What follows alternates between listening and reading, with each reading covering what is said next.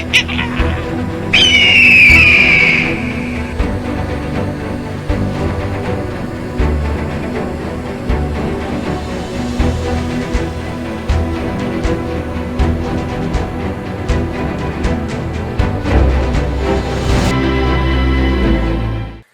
वालेकुम दोस्तों, मैं हूं मोहम्मद अदनान और आज हम आपको बताएंगे कि जो सेल एपोप्टोसिस और सेल नेक्रोसिस का जो अमल होता है, जो सेल डेथ होती है, वो एक्चुअली क्या फंक्शन होता है, कैसे परफॉर्म होता है और उसमें क्या क्या काजेज़ होती हैं।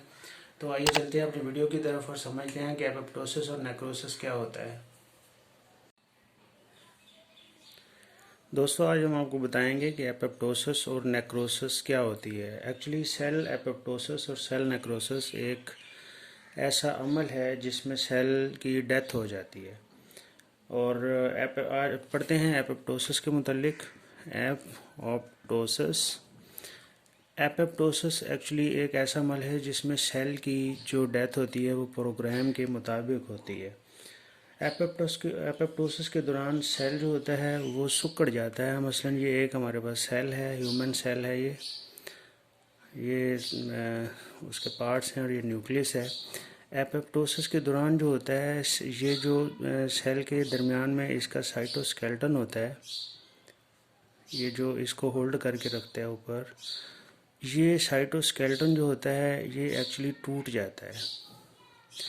और जब ये टूटता है तो टूटने के बाद सेल जो होता है वो इस तरह से सिकुड़ जाता है।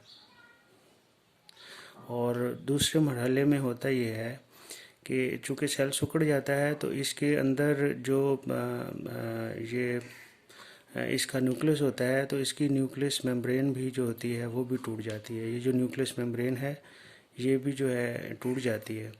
और इसके अंदर जो ऑर्गेनेलीज होते हैं वो भी जो होते हैं, उनकी सेल मेम्ब्रेन जो होती है वो टूट जाती है और वो इस तरह से फ्लोटिंग करते हुए अंदर ऑर्गेनेली जो होते हैं और न्यूक्लियस, क्रोमेटन, मटेरियल और ये चीज़ें वो सारी इसके अंदर बिखर जाती हैं। और अगले मरहले के अंदर होता ये है कि जो सेल मेम्ब्रेन होती है ये अपने ब्लब्स बनाती है। ब्लब्स मतलब ये अपने आप को ऐसे छोटे छोटे ब्लब्स में, बर्ड्स में जो होती है ये तकसीम कर लेती है और जिसके अंदर बिखरे हुए ऑर्गेनेलीज, क्रोमेटन्स और इसका जो साइटोस्केलेटन और हर चीज़ जो होती है इसके अंदर मौजूद होती है। और उसके बाद ये जो इसके ब्लब्स होते हैं ये अलग-अलग हो जाते हैं। इसको हम एपोप्टोटिक बॉडीज़ कहते हैं, एपोप्टोटिक बॉडीज़। अब ये जो एपोप्टोटिक बॉडीज़ होती हैं एक्चुअली ये इसी सेल के हिस्से होते हैं जो डिस्ट्रॉय हो चुके होते हैं। और इस तरह से जो बिल्कुल उसके करीब जो सेल्स होते हैं, जो करीब से सेल्स होते हैं, वो इसको फेगोसाइटोसिस करके इसको खा जाते हैं। इसी तरह से ये जो पार्ट है, इस तरह से ये फेगोसाइटोसिस का अमल होता है जिसमें सेल जो होता है वो दूसरे सेल के हिस्सों को अपने अंदर ले जाता है, मतलब ये सेल खा जाते हैं। इस तरह से ये जो सेल होता है, ये जो एपोप्टोसिस का अमल से गुजरता है, ये जो होता है दूसरा सेल जो होता है उसके हिस्सों को अपने अंदर निगल लेता है, खा लेता है, इनगल्फ कर लेता है। तो ऐसे ये सेल, ये जो एक मैच्योर इंसान होता है उसमें तकरीबन 50 से 70 अरब सेल जो होते हैं वो तकरीबन रोज़ाना की बुनियाद पे इसी तरह से उसकी डेथ होती है।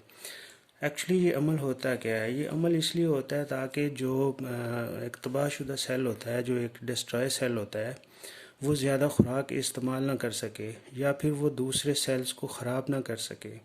और इसी तरह से डेवलपमेंट के अमल के दौरान भी एपोप्टोसिस जो होती है ये अपना किरदार अदा करती है कि ये जब हमारी डेवलपमेंट के दौरान उंगलियां बनती हैं हाथों की और पाँव की, तो इनके दरमियान ये जो जगह होती है, ये जो हमारे दरमियान जगह है, तो हमारे जो सेल्स होते हैं इन उंगलियों के दरमियान ये एपोप्टोसिस के अमल से गुजरते हैं और उससे हमारी उंगलियां जो हैं वो अलग-अलग रहती हैं।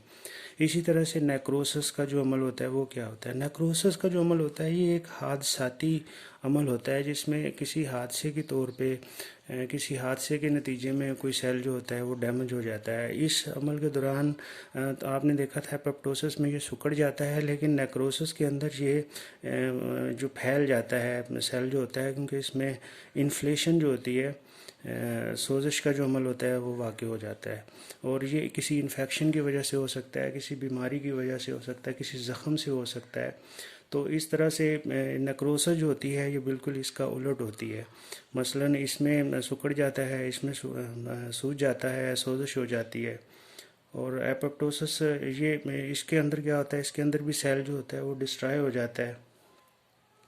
ऐसे सेल जो नेक्रोसिस से मर जाते हैं नुकसानदेह केमिकल खारिज करते हैं, और वो जो केमिकल होते हैं वो दूसरे सेल जो होते हैं उनको भी मतलब ख़राब कर सकते हैं, उनको भी इन्फेक्ट कर सकते हैं। तो ये फ़र्क होता है एपोप्टोसिस में और नेक्रोसिस में।